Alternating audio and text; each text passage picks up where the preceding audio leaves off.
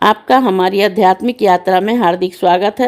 आप सुन रहे हैं शिव महापुराण, जो सनातन धर्म के ही अनमोल ग्रंथों में से एक है। इस श्रृंखला में हम आपके लिए ही इस दिव्य ग्रंथ के प्रत्येक अध्याय का शाश्वत पाठ प्रस्तुत करेंगे। आइए इस ज्ञान और धर्म की ही यात्रा को आरंभ करें। भगवान महादेव की महिमा और उपदेश से ही सजी इस पावन कथा के साथ ही ओम नमः शिवाय। 29वां अध्याय प्रकृति के सटभ्य वर्णन।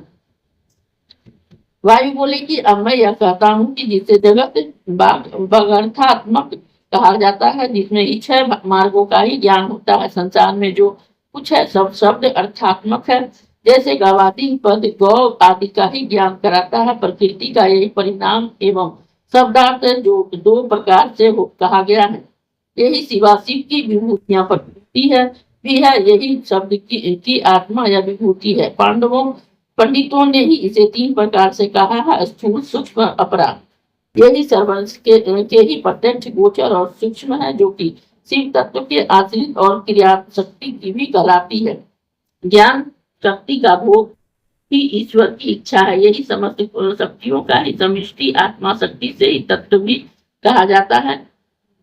सबका समूह की ही मूल प्रकृति है। इसका विशुद्ध मार्ग की कुंडलनी माया है। इसके भी विभाग हैं। इसी से ही षड्वात्मा विस्तृत होता है। इसमें शब्द और अर्थ प्रत्येक के तीन मार्ग हैं, जो सब पुरुषों की निज शुद्धि से अनुरूप ही लय और भोग को पूर्ण करते हैं। सारे तत्व कलात्मक है तथा जिसके 5 प्रकार हैं। यहाँ पांचों शब्द और अर्थ के परस्पर ही व्याप्त है और व्यापकता सिद्ध करते हैं। सब मंत्र और पदों में ही यह व्याप्त है। मंत्रों का वाक्य, उसका स्वरूप, उसका पद समूह या सब वर्णों में ही व्याप्त है। इस प्रकार वर्णों के समूह को ही विद्वानों ने पद कहा है। सारा जगत वर्णों से ही व्याप्त है, क्योंकि उस वर्णों की ही सब भुवनों में ही प्राप्ति है। भुवन तत्वों में ही समूह से क्रमशः ब्रह्मांड के भीतर व्याप्त है। फिर ब्रह्मांड के अंतर में भी जो ब्रह्मांड है वह शैव शास्त्र और इस प्रकार पुराणों में प्रतिपादित है।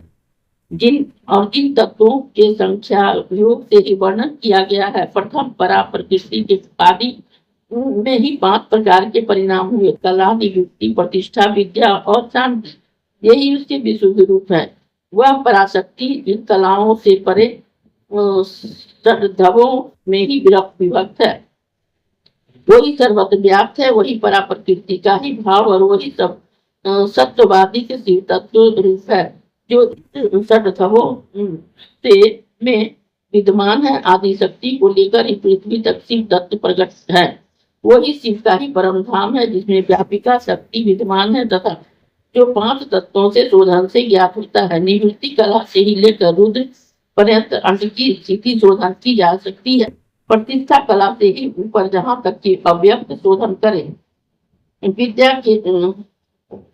विद्या से ही ऊपर विशेश्वर तक की शोधे। शांति के से ऊपर लेकर नीचे तक शांतातीत से ही शुद्धि होती है। वही प्रकृति योग वाला ही परम योग कहलाता है। इसी 5 तत्वों से ही सारा जगत व्याप्त है।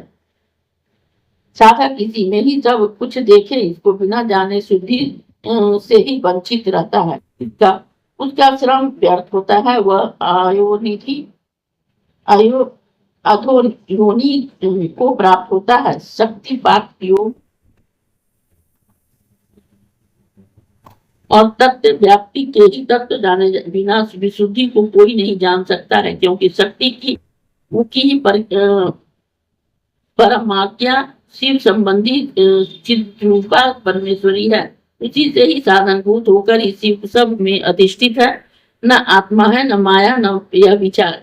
बंध और मुक्ति का ही विचार करने वाला है तो शिव की ही वही विचारणी शक्ति है, जो कि शिव के ही उन भावों की ही सधर्मिणी है तथा जो सब ईश्वरों की प्रकाष्ठा है। उसी से ही शिव गृही और गृहस्थी है। वह शक्ति सर्वदा उसकी गृहिणी है। कार्य उसका संतान और जो उस परम प्रकृति से यह उत्पन्न हुआ जगत है वही कर्ता शिव है और शक्ति के ही आकार रूप में ही कल्पित है। उसी से ही जगत के माता पिता कहे जाते हैं। यही इतना इनका भेद है। वह एक ही शिव दो प्रकार के से स्थित है, जिन्हें स्त्री पुरुष रूप से ही कोई उनमें भेद नहीं है और कोई उस पराशक्ति को शिव से मिली हुई कहते हैं। परंतु जैसे सूर्य की प्रभा सूर्य से भिन्न और अभिन्न भी है, वैसे ही वह शक्ति भी जानो। शिव परम ही कारण रूप है, उसकी आज्ञा वह परमेश्वरी है, उसी को ही शिव की अविनाशनी शक्ति कहते हैं और वही मूल प्रकृति प्रेरित होकर ही त्रिगुणात्मिका महामाया और माया कहलाती है। कार्यों के भेद से ही वह तीन प्रकार की होकर ही सदभवों को ही प्रकट करती है। वही वाणी और अर्थमय 6 प्रकार का होकर जगत को ही व्याप्त किए है, जिसका शास्त्रों में बड़ा ही विस्तार है। इस अध्याय के श्रवण हेतु आपका हृदय से धन्यवाद।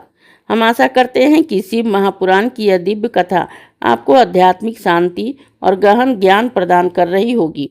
कृपया अगले अध्याय के लिए हमारे साथ जुड़े रहें और अपने सुझाव एवं भावनाएं कमेंट के माध्यम से अवश्य साझा करें। धर्म, भक्ति और ज्ञान की इस पावन यात्रा में आपका साथ हमारे लिए अत्यंत मूल्यवान है। ओम नमः शिवाय। यदि यह प्रस्तुति आपको पसंद आई हो, लाइक करें, कमेंट करें, सब्सक्राइब जरूर करें, बेल आइकॉन दबाना ना भूलें ताकि अगला अध्याय आपसे छूटे नहीं। और इस पावन ज्ञान को ही शेयर करें अपने परिवार और मित्रों तक।